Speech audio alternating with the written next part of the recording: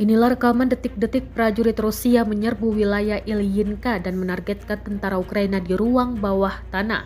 Rekamannya diunggah di Telegram pada Kamis 19 Desember 2024. Dalam keterangan unggahan disebutkan, prajurit Divisi Senapan Bermotor ke-33 dari Divisi Senapan Bermotor ke-20 menyerbu Ilyinka.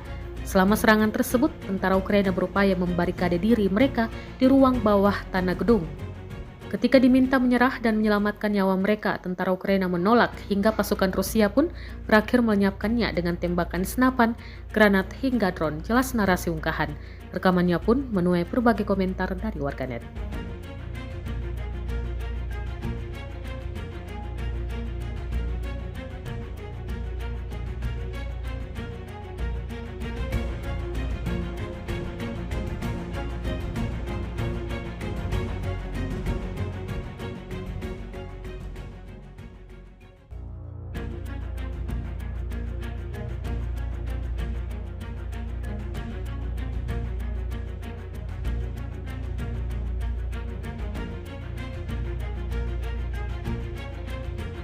Download Tribun X sekarang, menghadirkan lokal menjadi Indonesia.